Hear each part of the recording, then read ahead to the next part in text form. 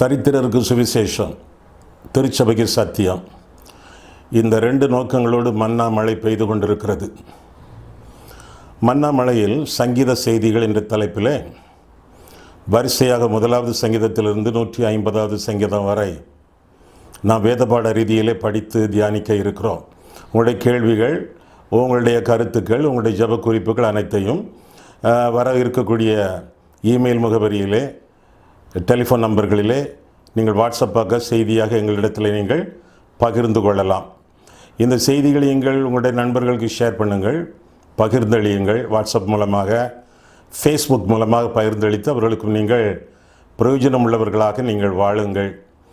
இந்த செய்திகளை உங்கள் மத்தியிலே கொடுத்து கொண்டிருக்கும் பொழுது உங்கள் கையிலே கட்டாயமாக வேத புத்தகம் இருக்க வேண்டும். மன்னா மழை என்ற சேனல் வந்த உடனேயே உங்கள் வேதாகமத்தை உங்கள் கையிலே வைத்து அந்த செய்திகளை கொடுக்க வேதத்தில் இருக்கக்கூடிய வசனங்களை நீங்கள் பாருங்கள். ஆண்டவர் உங்களை ஆசீர்வதிப்பாராக. ஆமென். மன்னா மழையில் நனைய மறுபடியும் உங்களை மகிழ்ச்சியுடன் வரவேற்கிறேன். சங்கீத புத்தகத்திலிருந்து இந்நாட்களிலே செய்திகளை படித்து தியானித்து நாம் வருகிறோம். இதுவரை 9 சங்கீதங்களை குறித்த வேதபாட செய்திகளை நாம் கற்றோம். இந்த சங்கீதங்களிலே எதையாவது விட்டவர்கள் mahimai.tv.com என்ற வெப்சைட்டில் நீங்கள் பார்க்கலாம், யூடியூப்பில் பார்க்கலாம். நீங்கள் விட்ட சங்கீதங்கள் எல்லாம் அங்கே தொகுத்து வைக்கப்பட்டிருக்கும். அவற்றை நீங்கள் பார்த்து படித்து பயனடையலாம். இன்றைய நாளிலே 10வது சங்கீதம். 10வது சங்கீதத்தை எழுதியது யார்? 10வது சங்கீதத்தை நாம் பார்க்கும் பொழுது அங்கே எழுதியது யார் என்று இல்லை. பல சங்கீதங்களிலே அடைப்பு குறிக்குள்ளே எழுதிய ஆசிரியருடைய பெயர் அங்கே காணப்படும். எனவே 10வது சங்கீதம் ஒரு அநாதை சங்கீதம் என்று அழைக்கப்படுகிறது. ஏனென்றால் யார் எழுதியது என்று தெரியவில்லை. ஆனால் இதை அநாதை சங்கீதம் என்று சொல்வதை பார்க்கலாம் ஆவியானவருடைய சங்கீதம் என்று சொல்லலாம். ஏனென்றால் வேத வாக்கியங்கள் எல்லாமே ஆவியானவரால் அருளப்பட்டவை. எனவே ஆவியானவர் நமக்காக, நம்முடைய திருச்சபைக்காக எழுதி நமக்கு பரிசளித்த சங்கீதம் 10வது சங்கீதம். தாவீதினுடைய வாழ்க்கையில் உள்ள பிரச்சனைகளை இந்த சங்கீதத்திலே நாம் தொடர்ந்து பார்க்கலாம். தொடர்பாக தாவீது தன்னுடைய வாழ்க்கையில் இடறல்களை, இன்னல்களை அனுபவித்து சங்கடத்தோடு வாழ்ந்த வரலாற்றை இந்த சங்கீதத்தில் பார்க்கிறோம். ஒருவேளை தாவீது இந்த சங்கீதத்தை எழுதியிருக்கலாம் என்பதற்கு இந்த காரணிகள் எல்லாம் அறிகுறி. துன்பங்கள், துயரங்கள் நம்முடைய வாழ்க்கையில் ஒரு பகுதி. தாவீதும் இந்த துன்பங்கள், பாரங்கள், பிரச்சனைகளிலிருந்து தப்பவில்லை. 2 விதமான போராட்டங்கள் அவனுக்கு. ஒன்று வெளியே இருந்து போராட்டம், இன்னொன்று உள்ளே இருந்து போராட்டம். பவுல் சொல்கிறானே, புறம்பே போராட்டம் உள்ளே பயம் என்று சொல்லி ஏறக்குறைய அதே மாதிரிப்பட்ட போராட்டங்கள், பாடுகள் தாவீதுக்கு இருந்தன என்று சொல்லி வேதத்திலிருந்து நாம் விளங்கிக் கொள்கிறோம். அவனுடைய வாழ்க்கையிலே பல கேள்விகள், விடை தெரியாத அந்த கேள்விகளை அவனை கேட்பதாக நாம் வேதத்தில் நாம் பார்க்கிறோம். என்னென்ன கேள்விகள் என்று நாம் 10ஆம் சங்கீதத்தில் நாம் பார்க்கும் பொழுது, கர்த்தாவே, 1ஆம் வசனம், கர்த்தாவே ஏன் தூரத்தில் நிற்கிறீர்? ஆபத்து நேரிடுகிற சமயங்களில் நீர் ஏன் மறைந்திருக்கிறீர்? துன்மார்க்கன் தன் பெருமையினால் சிறுமைப்பட்டவனை கொடூரமை துன்பப்படுத்துகிறான். அவர்கள் நினைத்த சதி மோசங்களில் அவர்களே அகப்படுவார்கள் என்றெல்லாம் சொல்லி கேள்விகளோடு இந்த சங்கீதத்தை சங்கீதக்காரன் ஆரம்பிப்பதாக நாம் வேதத்தில் நாம் பார்க்கிறோம். கேள்விகள் கேட்பது நல்லது. அந்த கேள்விகளிலே உண்மை இருக்க வேண்டும். கற்றுக்கொள்வதற்காக கேட்கக்கூடிய கேள்விகள் நல்லது. குற்றம் கண்டுபிடிப்பதற்காக கேட்கக்கூடிய கேள்விகள் பொல்லாதது. தன்னுடைய வாழ்க்கையிலே சங்கீதக்காரன் கற்றுக்கொள்வதற்காக, அறிந்து கொள்வதற்காக, சந்தேகங்களை தெளிவுபடுத்திக் கொள்வதற்காக இந்த கேள்விகளை கேட்பதாக நாம் விளங்கிக் கொள்ளலாம். ஏன் மறைந்திருக்கிறீர்? எங்கே நீர் இருக்கிறீர்? நான் துன்பப்படக்கூடிய வேளையிலே ஏன் உம்முடைய முகத்தை நீர் மறைத்து கொண்டீர் என்றெல்லாம் கேட்கக்கூடிய கேள்விகள் சாதாரணமாக உலகத்தில் மக்கள் கேட்கக்கூடிய கேள்விகளாகவே காணப்படுகின்றன. இந்த கேள்விகளுக்கு ஆண்டவர் பொதுவாக விளக்கங்கள், விடைகள் சொல்வதில்லை. காரணம், நாம் தரிசித்து நடவாமல் விசுவாசித்து நடக்கிறோம். விளக்கங்களின் அடிப்படையிலே நாம் வாழவில்லை. விசுவாசத்தின் அடிப்படையிலே நாம் வாழ்கிறோம். விசுவாசமானது நம்பப்படுகிறவர்களின் உறுதி, காணப்படாதவர்களின் நிச்சயம். எனவே ஆண்டவர் என்ன சொன்னாலும், எப்படி நடந்து கொண்டாலும், எந்த கிரியைகளிலே தம்மை ஈடுபடுத்தி கொண்டாலும், எப்படி நம்மை நடத்தினாலும் கேள்வி கேளாத கீழ்ப்படிதல் நம்முடைய வாழ்க்கையில் காணப்பட வேண்டும் என்பதுதான் வேதத்தின் போதனை ஆகும். ஆண்டவரை குறித்து அவன் கேட்கக்கூடிய கேள்வியிலே அவரை மறைந்திருக்கும் தெய்வமாக அவன் பார்ப்பதாக பார்க்கிறோம். ஆண்டவர் எப்பொழுதுமே மறைந்திருப்பவரும் இல்லை, மறக்கிறவரும் இல்லை. எப்பொழுதுமே நம் நினைவாக இருக்கக்கூடிய தெய்வம். சில சமயங்களில் மறைந்திருப்பது போல ஆண்டவர் தோற்றமளிக்கிறார். 1ஆம் வசனம் மீண்டுமாக, கர்த்தாவே என் தூரத்திலே நிற்கிறீர், ஆபத்து நேரிடுகிற சமயங்களில் நீர் ஏன் மறைந்திருக்கிறீர்? தூரத்தில் நிற்கக்கூடிய தெய்வம், மறைந்திருக்கக்கூடிய ஆண்டவர். ஆண்டவர் தூரத்தில் இல்லை, நாம் தான் தூரத்தில் இருக்கிறோம். உதாரணமாக பஸ் ஸ்டாப்பில் நீங்கள் பஸ்ஸுக்காக காத்திருக்கும் பொழுது பஸ் வந்து விடுகிறது. நீங்கள் பஸ்ஸில் ஏறி ஜன்னல் ஓரத்தில் உட்காருகிறீர்கள், வெளியே பார்க்கிறீர்கள், நீங்கள் நின்ற பஸ் ஸ்டாப் அங்கே இருக்கிறது. உங்களோடு நின்று கொண்டிருந்த ஒரு சிலர் இன்னும் அங்கே நின்று கொண்டிருக்கிறார்கள், பார்த்து கொண்டே இருக்கிறார்கள். உங்கள் பஸ் புறப்படுகிறது. பஸ் புறப்படும் பொழுது அந்த பஸ் ஸ்டாப்பை நீங்கள் பார்த்தால் அது எங்கேயோ போய் கொண்டிருக்கிறது. பஸ் விரைந்து விரைந்து போக போக அந்த பஸ் ஸ்டாப்பு எங்கேயோ போய் கொண்டிருக்கிறது. கடைசியில் அது காணவே இல்லை. பஸ் ஸ்டாப் எங்கேயோ போய் கொண்டிருக்கிறதா? இல்லை, பஸ் ஸ்டாப் அங்கே தான் இருக்கிறது. நீங்கள் தான் எங்கேயோ போய் கொண்டிருக்கிறீர்கள். இதே போல் அநேக வேளைகளிலே நாம் ஆண்டவர் நம்மை விட்டு தூரம் போய் விட்டார், நம்ம ஒதுக்கி தள்ளிவிட்டார், அவரை கண்டுபிடிக்க முடியவில்லை, நம்மை கைவிட்டு விட்டார், தூரம் போன ஆண்டவர் என்று சொல்லி நாம் எண்ணிக்கொண்டிருக்கிறோம். இல்லை, அவர் நேற்றும் இன்றும் என்றும் மாறாதவர், நம்மோடு இருக்கிறார். இம்மானுவேல் என்பது அவருடைய பெயர். தேவன் நம்மோடு இருக்கிறார் என்பது அர்த்தமாகும்.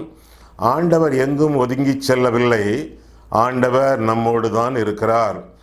அங்கே ஆண்டவரை விட்டு போயிருப்பது நாம். எனவே அந்த இளைய குமாரனைப் போல நாம் திரும்பி ஆண்டவருடைய சமூகத்தில் வந்து நம்முடைய பாவங்களை அறிக்கையிட்டு ஆண்டவர் தரக்கூடிய பாவ மன்னிப்பை விசுவாசத்தோடு வாழ்க்கையிலே சொந்தமாக்கி கொண்டு அவரிலே நிலைத்திருக்க வேண்டியது நம்முடைய கடமை என்பதுதான் வேதத்தின் போதனையாகும்.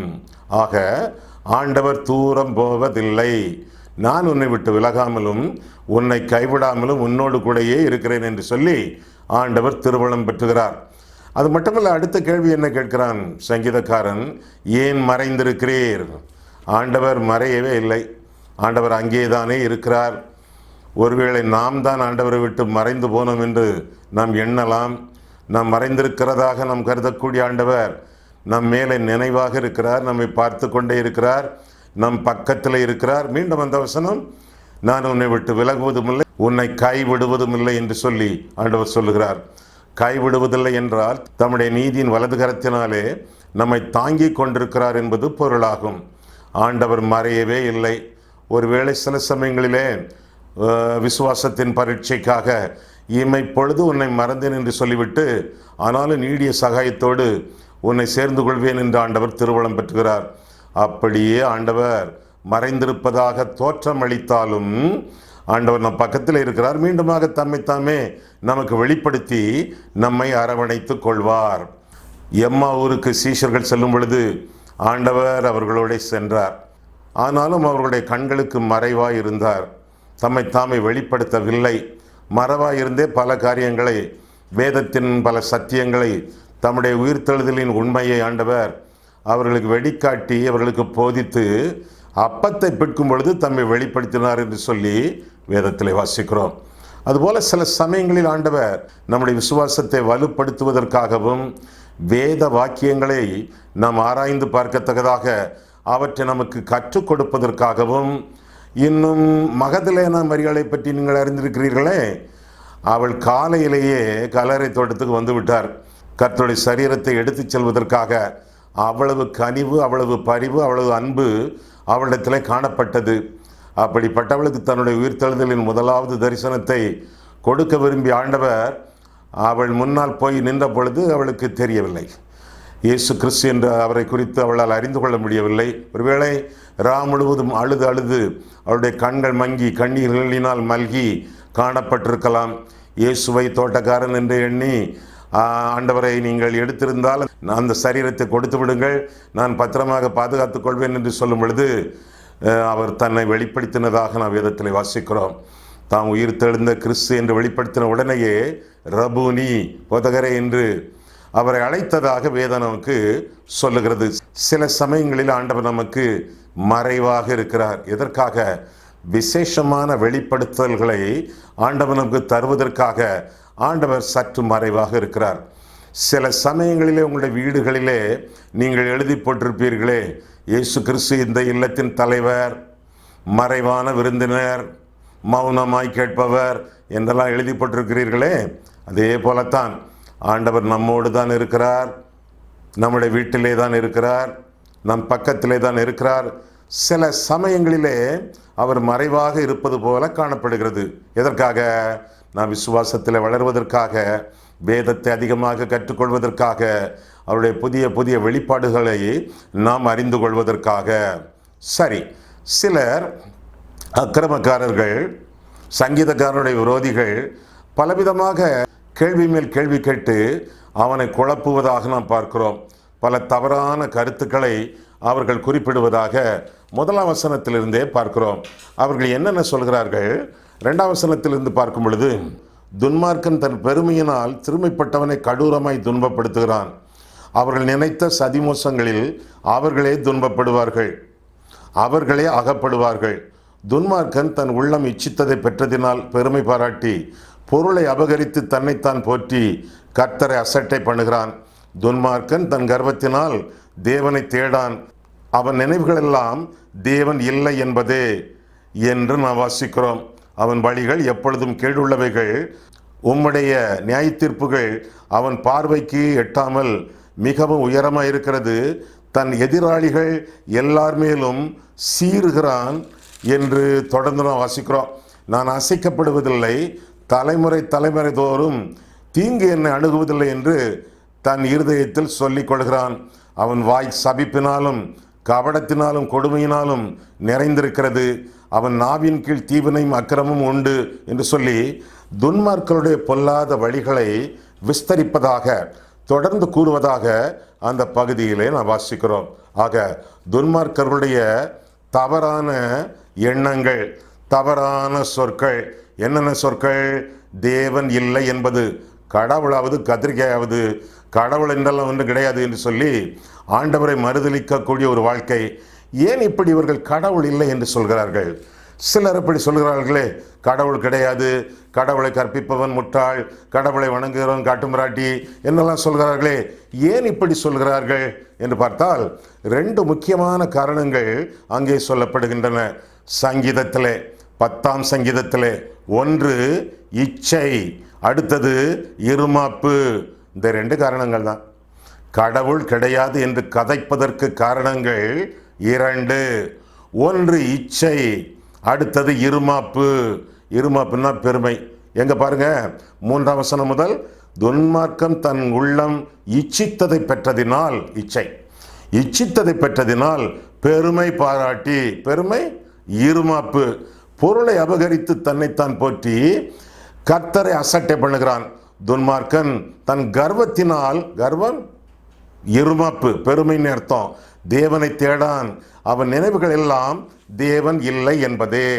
ஆக துன்மார்க்கர்கள், அக்கிரமக்காரர்கள், பாவிகள், பகுத்தறிவாளர்கள் என்று சொல்லக்கூடியவர்கள் கடவுள் கிடையாது என்று சொல்வதற்கு என்ன காரணம்? 2 காரணங்கள். ஒன்று இச்சை. ஒரு மனுஷன் தெய்வத்தை அறிந்து கொண்டால், ஆண்டவரை அறிந்து கொண்டால் உடனடியாக தன்னை பாவி என்று அறிந்து கொள்வான். தன்னை பாவி என்று அறிந்து கொண்டால் தன்னை ரட்சிப்பதற்கு ஒரு பரிசுத்த தெய்வம் வேண்டும் என்று அறிந்து கொள்வான். ஒரு பரிசுத்த தெய்வம் ஒருவர் வேண்டும் என்று அவன் எண்ணினால் தன்னை பாவி என்று ஒத்துக்கொண்டு அவரிடத்தில் சரணாகதி அடைய வேண்டும். தன்னுடைய இருமாப்பு எல்லாவற்றையும் அகற்றிவிட்டு ஆண்டவருடைய கால்களிலே விழுந்து ரட்சிப்புக்காக மன்றாட வேண்டும், தன்னை தாழ்த்த வேண்டும் தெய்வத்திடத்திலே. ஆனால் தாழ்மை இல்லை, தன்னை பாவி என்று ஒத்துக்கொள்ள இஷ்டமில்லை, பாவத்திற்கு மேல் பாவம் செய்து இச்சைக்கு மேல் இச்சையை தன்னுடைய வாழ்க்கையிலே நிரப்பி பாவத்தின் மத்தியிலே ஜீவிக்க விரும்புவதனாலே தேவன் இல்லை என்று சொல்கிறான். என்று சொல்லி வேதத்தில் வாசிக்கிறோம். அது எந்த சங்கீதமாக இருந்தாலும் சரி, 14ஆம் சங்கீதமாக இருந்தாலும் சரி, 53ஆம் சங்கீதமாக இருந்தாலும் சரி, கடவுள் இல்லை என்று ஒரு மனிதன் சொல்வானானால் அதற்கு இரண்டே காரணம். ஒன்று இச்சை, அடுத்தது இருமாப்பு என்று சொல்லி வேதம் நமக்கு இங்கே தெளிவாக கற்றுக் கொடுக்கிறது. ஆமா, ஆண்டவர் இவர்களை பார்த்து என்ன எண்ணுகிறார்? இவர்களை பார்த்து ஆண்டவர் சொல்லுகிறது என்னவென்றால், ஏற்கனவே நான் இவர்களுக்கு என்னை வெளிப்படுத்தி இருக்கிறேன். ஆனால் நான் வெளிப்படுத்தின சத்தியங்களை, உண்மைகளை, ஆண்டவரை பற்றக்கூடிய உறுதியான காரியங்களை அவர்கள் ஏற்றுக்கொள்ள மறுக்கிறார்கள். எல்லாவற்றையும் அடக்கி அகற்றி வைக்கிறார்கள். அவர்களாக தெரிந்து கொள்ளவில்லை, அவர்களாக தூரம் போய் சோரம் போகிறார்கள் என்று ஆண்டவர் சொல்கிறார். எங்கே சொல்கிறார்? ரோமர் எடுங்கள். இங்கே சங்கீதம் 10 உங்கள் விரல் இருக்கட்டும், சீக்கிரமாக வருவோம் திரும்ப. ரோமர் 1ஆம் அதிகாரம் 18ஆம் வசனம் முதல். சத்தியத்தை அநியாயத்தினாலே அடக்கி வைக்கிற மனுஷருடைய சத்தியம் தெரியும் உங்களுக்கு, நித்தியம் அவருடைய இருதயத்திலே நியமிக்கப்பட்டிருக்கிறது. பிரசங்கி 3:11. சத்தியத்தை அநியாயத்தினாலே அடக்கி வைக்கிற மனுஷருடைய எல்லாவித அவபக்திக்கும் அநியாயத்துக்கும் விரோதமாய் தேவ கோபம் வானத்திலிருந்து வெளிப்படுத்தப்பட்டிருக்கிறது. ஏற்கனவே அறிவுறுத்தப்பட்டிருக்கிறது, ஏற்கனவே வெளிப்படுத்தப்பட்டிருக்கிறது. யாருக்கு? கடவுள் இல்லை என்று சொல்லக்கூடியவர்களுக்கு. தொடர்ந்து தேவனை குறித்து என்ன வசனம் பாருங்க, 19ஆம் வசனம், ரோமர் 1:19. தேவனை குறித்து அறியப்படுவது அவர்களுக்குள்ளே வெளிப்பட்டிருக்கிறது, தேவனே அதை அவர்களுக்கு வெளிப்படுத்தி இருக்கிறார்னு பார்க்கிறோம். யாருக்கு? எனக்கு, உங்களுக்கு. கடவுளே கிடையாது என்று சொல்லக்கூடிய நாத்திகர்களுக்கு என்ன வெளிப்படுத்தப்பட்டிருக்கிறது? கர்த்தர் ஒருவர் உண்டு, தேவன் ஒருவர் உண்டு, ஆண்டவர் ஒருவர் உண்டு. கடவுள் என்பது முக்கியமான உண்மையான ஒரு கொள்கை, ஒரு ஆள், ஒரு விளக்கம், ஆண்டவர். அடுத்த வசனத்திலிருந்து பாருங்கள். எப்படி என்றால், காணப்படாதவைகளாகிய அவருடைய நித்திய வல்லமை, தேவத்துவம் என்பவைகள் உண்டாக்கப்பட்டிருக்கிறவைகளினாலே உலகம் உண்டானது முதற்கொண்டு தெளிவாய் காணப்படும். ஆதலால் அவர்கள் போக்கு சொல்ல இடமில்லை. எவர்கள் போக்கு சொல்ல இடமில்லை? கடவுளே கிடையாது என்று சொல்லக்கூடியவர்கள் போக்கு சொல்ல இடமில்லை. அவர்கள் தேவனை அறிந்தும், தேவனை அவர்கள் அறிந்திருக்கிறார்கள், ஆண்டவர் அவர்களுக்கு நன்றாக தெரியும் என்று ஆவியானவர் சொல்கிறார். தேவனை அறிந்தும் அவரை தேவன் என்று மகிமைப்படுத்தாமலும் ஸ்தோத்தரியாமலும் இருந்து தங்கள் சிந்தனைகளினாலே வீணரானார்கள். உணர்வில்லாத அவர்களுடைய இருதயம் இருளடைந்தது என்று சொல்லி வேதத்திலே வாசிக்கிறோம். கடவுள் இல்லாத இருதயம், ஆண்டவரை அறியாத இருதயம், பைத்தியமான இருதயம், இருள் நிறைந்த இருதயம், போக்கு சொல்ல இடமில்லை. ஏனென்றால் நித்தியம் அவருடைய இருதயத்தில் ஊன்றப்பட்டிருக்கிறது. தேவனை பற்றிய அறியும் அறிவு அவர்களுக்கு வெளிப்படுத்தப்பட்டிருக்கிறது. தேவனே அதை அவர்களுக்கு வெளிப்படுத்தி இருக்கிறார். ஆதலால் அவர்கள் போக்கு சொல்ல இடமில்லை என்று சொல்லி வேதத்திலே வாசிக்கிறோம். இன்னும் பாருங்கள், ரோமர் 2ஆம் அதிகாரம் 15ஆம் வசனத்திலே அவருடைய மனசாட்சியும், யாருடைய மனசாட்சி? கடவுள் இல்லை என்று சொல்லக்கூடிய நாத்திகளுடைய மனசாட்சி. அவருடைய மனசாட்சியும் கூட சாட்சியிடுகிறதுனாலும், குற்றமுண்டு குற்றமில்லை என்று அவருடைய சிந்தனைகள் ஒன்றையொன்று தீர்க்கிறதுனாலும், நியாயப்பிரமாணத்திற்கேற்ற கிரியை தங்கள் இருதயங்களில் எழுதியிருக்கிறது என்று காண்பிக்கிறார்கள். கர்த்தருடைய சத்தியம், நியாயப்பிரமாணம், வேதம் அவர்கள் இருதயத்திலே எழுதப்பட்டிருக்கிறது. எனவே அவர்கள் போக்கு சொல்ல இடமில்லை என்று சொல்லி வேதம் நமக்கு கற்றுக் கொடுக்கிறது. ஆக எல்லா மனிதர்களுக்கும் கர்த்தரை பற்றிய அறிவு, நம்பிக்கை உண்டு. ஆனால் கர்த்தருக்கு அடிபணிய வேண்டுமே, கீழ்ப்படிய வேண்டுமே, இச்சைக்கு விலக வேண்டுமே, இருமாப்பை விட வேண்டுமே என்று அவர்கள் பயப்படுவதனாலே தேவன் இல்லை, தேவன் இல்லை, கடவுள் இல்லை, கடவுள் இல்லை என்று சொல்லி கதைக்கிறார்களே ஒழிய தெய்வ நம்பிக்கை எல்லாருக்கும் உண்டு என்று சொல்லி வேதம் சொல்கிறது. அது மட்டுமல்ல, இந்த துன்மார்க்கர்கள் தாங்கள் அசைக்கப்படுவதில்லை என்று சொல்கிறார்களாம். ஆண்டவர் நினைத்தால் பூமியை அசைப்பார், கடலை அசைப்பார், படைத்த எல்லாவற்றையும் அசைப்பார். அது மட்டுமல்ல, ஆண்டவரை நான் பார்க்க முடியவில்லை, கடவுள் என்னை காணவில்லை என்றெல்லாம் அவர்கள் சொல்வதாக 8ஆம் வசனம் முதல் 11ஆம் வசனம் வரை நாம் பார்க்கிறோம். ஆண்டவருக்கு 7 கண்கள் உண்டு என்று சொல்லி வேதத்தில் வாசிக்கிறோம். 7 கண்கள் மூலமாக ஆண்டவர் பார்க்கிறார், நம்மை கவனித்துக் கொண்டிருக்கிறார். பிதா பார்க்கிறார், குமாரன் பார்க்கிறார், பரிசுத்தாவியானவர் பார்க்கிறார், தூதர்கள் பார்க்கிறார்கள், பிசாசுகள் பார்க்கின்றன. எந்த இடத்தில் அந்தரங்கமான சூழ்நிலையிலே எதை செய்தாலும் குறைந்தது 5 பேர் நம்மை பார்த்து கொண்டிருக்கிறார்கள். குறிப்பாக 7 கண்களோடு தெய்வம் நம்மை பார்த்து கொண்டிருக்கிறார். ஆண்டவர் என்னை கவனிப்பதில்லை, விசாரிப்பதில்லை என்றும் அவர்கள் புலம்புகிறார்கள். ஆனால் உன்னை விட்டு விலகாமலும் உன்னை கைவிடாமலும் இருப்பேன் என்று சொல்லக்கூடிய ஆண்டவர் நம்மை கவனிக்கிறார், கருத்தாய் விசாரிக்கிறார். அவ்வப்போது மழையை பெய்ய பண்ணுகிறார், சூரியனை பிரகாசிக்க பண்ணுகிறார். உணவு, உடை, உறைவிடம் எல்லாம் நமக்கு உருத்தாக கொடுத்து நம்மோடு உறவு கொள்ள துடிக்கிறார். ஆண்டவர் மறைந்திருக்கவில்லை, நம்மோடு அவர் இருக்கிறார் என்று சொல்லித்தான் வேதம் நமக்கு கற்றுக் கொடுக்கிறது. இரண்டாவதாக மனதுருகும் ஆண்டவர். முதலாவதாக மறைந்திருக்கும் ஆண்டவர், மறைந்திருப்பது போல் காணப்படக்கூடிய ஆண்டவர். இரண்டாவதாக மனதுருகக்கூடிய ஆண்டவர். 13ஆம் 14ஆம் வசனங்களை இந்த 10ஆம் சங்கீதத்தில் நான் பார்க்கும் பொழுது 13, 14 நாம் பார்க்கும் பொழுது, துன்மார்க்கன் தேவனை அசட்டை பண்ணி நீர் கேட்டு விசாரிப்பதில்லை என்று தன் இருதயத்தில் சொல்லிக் கொள்வானேன். அதை பார்த்திருக்கிறீரே, உபத்திரவத்தையும் குரோதத்தையும் கவனித்திருக்கிறீரே, நீர் பதில் அளிப்பீர். ஏழையானவன் தன்னை உமக்கு ஒப்புவிக்கிறான், திக்கற்ற பிள்ளைகளுக்கு சகாயர் நீரே. ஆண்டவர் சகாயம் பண்ணக்கூடியவர். சஞ்சலங்களை நீக்கி அவரிடத்தில் சரணாகதி அடைகிறவர்களுக்கு சகாயம் பண்ணக்கூடிய தெய்வம் நம்முடைய தெய்வம் என்று சொல்லி நாம் பார்க்கிறோம். ஆண்டவர் நம்மை பார்க்கிறார், நம்மை அறிந்திருக்கிறார், நம் பேரிலே நினைவாயிருக்கிறார் என்றெல்லாம் இந்த 14ஆம் 15ஆம் சங்கீதங்கள் நமக்கு அறிவிக்கின்றன.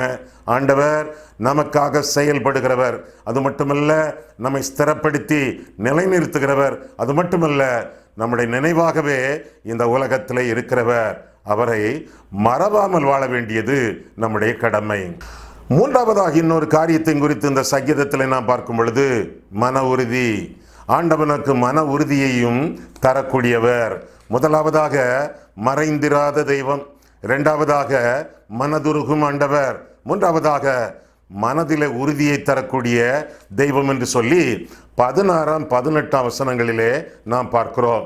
நம்முடைய விசுவாசத்தை வலுப்படுத்துகிறவர், நம்முடைய நம்பிக்கையை வளர்க்கிறவர். 16ஆம் வசனம் முதலாக பார்க்கும் பொழுது, கர்த்தர் சதா காலங்களிலும் ராஜாவாக இருக்கிறார், புறஜாதியார் அவருடைய தேசத்திலிருந்து அழிந்து போவார்கள். கர்த்தாவே, சிறுமைப்பட்டவர்களுடைய வேண்டுதலை கேட்டிருக்கிறீர், அவர்கள் இருதயத்தை ஸ்திரப்படுத்துவீர், உறுதிப்படுத்துவீர் என்ற அர்த்தம். மண்ணான மனுஷன் இனி பலவந்தம் செய்ய தொடராதபடிக்கு தேவரீர் திக்கற்ற பிள்ளைகளுக்கும் ஒடுக்கப்பட்டவர்களுக்கும் நீதி செய்ய உம்முடைய செவிகளை சாய்த்து கேட்டருளுவீர் என்று சொல்லி வேதத்திலே வாசிக்கிறோம். நிம்மதியை தரக்கூடியவர், மனதிலே ஆறுதலை தரக்கூடியவர், நம்முடைய விசுவாசத்தில் நம்மை உறுதிப்படுத்தக்கூடியவர், மேலாக நம்முடைய மனதை ஸ்திரப்படுத்தக்கூடிய தெய்வம் ஆண்டவர் என்று சொல்லி இந்த பகுதிகளை நாம் வாசிக்கிறோம். இந்த செய்தியை கேட்டுக்கொண்டிருக்கிறீர்களே, மனதிலே உறுதி இல்லாமல், விசுவாசம் இல்லாமல், சஞ்சலத்தோடு நீங்கள் வாழ்ந்து கொண்டிருக்கிறீர்களா? உறுதி பெறுங்கள். ஏசாயா 26:3 வாசிக்கிறோம், உம்மை உறுதியாய் பற்றி கொண்ட மனதை உடையவன் உம்மையே நம்பி இருக்கிறபடியால் பூரண சமாதானத்துடன் அவனை காத்துக்கொள்வீர் என்று வாசிக்கிறோமே. பூரண சமாதானம் உங்களுடைய வாழ்க்கையிலே பொங்கி வழிய ஆண்டவருடைய மனதை உறுதிப்படுத்துவாராக. உங்களுடைய ஜெபங்களுக்கு ஆண்டவர் பதில் அளிப்பார், உடனடியாக பதில் அளிப்பார். பதில் அளித்திருக்கிறார், படிப்படியாக பதில் அளிப்பார், பதில் அளித்திருக்கிறார். ஆண்டவருடைய வேளையிலே அவர் பதில் அளிப்பார். அந்த விசுவாசத்தோடு மன உறுதியோடு நீங்கள் வாழ கடமைப்பட்டிருக்கிறீர்கள். காரணம், ஆண்டவர் நம்பிக்கையின் தெய்வம். அந்த நம்பிக்கையிலே பொறுமை உண்டு. எபிரேயர் 10ஆம் அதிகாரம் 36ஆம் வசனத்தை நீங்கள் பார்க்கும் பொழுது, தேவனுடைய சித்தத்தின்படி செய்து வாக்குத்தத்தம் பண்ணதை பெறும்படிக்கு பொறுமை உங்களுக்கு அவசியமாக இருக்கிறது. தேவனுடைய சித்தத்தை நீங்கள் செய்யுங்கள், அவருக்கு கீழ்ப்படியுங்கள், ஆத்துமாதாயம் பண்ணுங்கள், ஒப்புரவாகுங்கள், மன்னியுங்கள், மன்னிப்பை பெற்றுக்கொள்ளுங்கள். எளியவர்களுக்கு உதவி செய்யுங்கள், தேவனுடைய சித்தத்தை செய்யுங்கள். வாக்குத்தத்தம் நிறைவேறும், அதற்கு பொறுமையாயிருங்கள். அதுவரை பற்றுறுதி மட்டுமல்ல, மன உறுதியோடு இந்த உலகத்தில் வாழுங்கள். காரணம், கர்த்தர் வல்லமை உள்ளவர், அதிகாரம் உள்ளவர், எல்லாவற்றையும் செய்வதற்கு ஆயத்தம் உள்ளவர், நம்மை கேட்கிறவர், நம்முடைய ஜெபத்திற்கு பலன் அளிக்கிறவர், நம்முடைய எல்லா காரியங்களையும் கவனித்துக் கொள்கிறவர். எருசலேமே, நான் உன்னை மறந்தால் என் வலதுகை தன் தொழிலை மறப்பதாக என் ஆண்டவர் சொல்லியிருக்கிறாரே. அப்படிப்பட்ட ஆண்டவர் உங்களை ஒரு காலம் மறக்க மாட்டார், விட்டு விலக மாட்டார், கைவிடவே மாட்டார். உங்களுடைய கேள்விகள் எல்லாவற்றிற்கும் ஆண்டவரிடமிருந்து பதில் உண்டு. தாமதிக்கிறது என்றால் அது உங்களுடைய நல்லதற்காக. அவருடைய தீர்மானத்தின்படி அழைக்கப்பட்டவர்கள், அவரிடத்தில் அன்பு கூறுகிறவர்கள் அனைவருக்கும் சகலமும் நன்மைக்கு எதுவாக நடக்கும் என்று சொல்லி ரோமர் 8:28 நாம் வாசிக்கிறோம். அது மட்டுமல்ல, ஆண்டவருடைய மகிமைக்காக சில சமயங்களிலே தாமதிப்பார். லாசரு வியாதியா இருக்கிறார் என்று சொன்ன உடனே வியாதியை குணமாக்க ஆண்டவர் செல்லவில்லை, தாமதித்தார். இதற்காக சீஷர்கள் விசுவாசத்திலே வலிமை அடைய, தம்முடைய மகிமை மேலோங்கி விளங்க, நம்முடைய நன்மைக்காக, ஆண்டவருடைய மகிமைக்காக. அது மட்டுமல்ல, நாம் சில காரியங்களை, விசுவாசத்தின் பரீட்சையின் காரியங்களை கற்றுக்கொள்வதற்காக. நான் உபத்திரவப்பட்டது நல்லது, அதனால் உம்முடைய பிரமாணங்களை கற்றுக்கொண்டேன் என்று சங்கீதக்காரன் சொல்லுகிறானே, அதுபோல சில சமயங்களிலே நன்மை வருவதற்கு தாமதமாகலாம். உபத்திரவங்களினூடாக சில காலம் கடந்து செல்லலாம். எதற்காக? நான் உபத்திரப்பட்டது நல்லது, காரணம் கற்றுக்கொள்கிறேன். ஆண்டவருடைய சமூகத்திலே நம்முடைய நன்மைக்காக, ஆண்டவருடைய மகிமைக்காக, நம் ஆண்டவருடைய சித்தத்தை கற்று அவர்களை நிலைத்திருக்கத்தக்கதாக ஆண்டவருடைய பலத்த கரத்துக்குள்ளே அடங்கியிருக்கோம். ஆண்டவருடைய பலத்த கரத்திற்குள்ளே அடங்கியிருப்போம். அவரை அண்டிக் கொள்ளுகிறவர்கள் நிச்சயமாக பாக்கியவான்கள். கண்களை மூடுவோம், கர்த்தரை பார்ப்போம். அன்புள்ள ஆண்டவரே, உம்முடைய வசனங்களை ஆராயவும், எங்கள் வாழ்க்கையை ஆராயவும் கர்த்தாவே நீர் கிருபை கொடுத்தீர். அதற்காக உமக்கு நன்றி செலுத்துகிறோம் சுவாமி. கர்த்தாவே, சில சமயங்களிலே நீர் மறைந்து கொள்வது போல, மறந்து விடுவது போல, சில காரியங்களை மறைப்பது போல ஆண்டவரே நீர் தோன்றினாலும் எங்களுக்கு மனதில் ஐயங்கள் எல்லாவற்றையும் நீக்கி மன உறுதியை நீர் தந்து நீர் வழிநடத்துகிறீர். அதற்காக ஸ்தோத்திரம். நீர் நல்லவர், வல்லவர், ஜீவனுள்ளவர், எங்கள் மேல் கண்ணும் கருத்துமாக இருக்கக்கூடிய கர்த்தர். எனவே ஆண்டவரே, எப்பொழுது உம்முடைய சமூகத்திலே உம்முடைய கரங்களுக்குள்ளாக எங்களுடைய ஜீவியம் காக்கப்படத்தக்கதாக எங்களை ஒப்புக் கொடுக்கிறோம். உம்மை பல வேளைகளிலே நாங்கள் மறந்து நிம்மதியாக தூங்குகிறோம், அங்கே இங்கே சுற்றுகிறோம். ஆனால் 24 மணி நேரமும் எங்களுக்காக கண்பிழித்து கரிசனையோடு காப்பாற்றும் கர்த்தாவே, எங்களை நீர் ஆசீர்வதிப்பீர், எங்களை ஆதரிப்பீர், எங்களை அரவணைப்பீர். அதற்காக உமக்கு ஸ்தோத்திரம். இயேசு கிறிஸ்துவின் நாமத்தில் ஜெபிக்கிறோம் பிதாவே, ஆமேன்.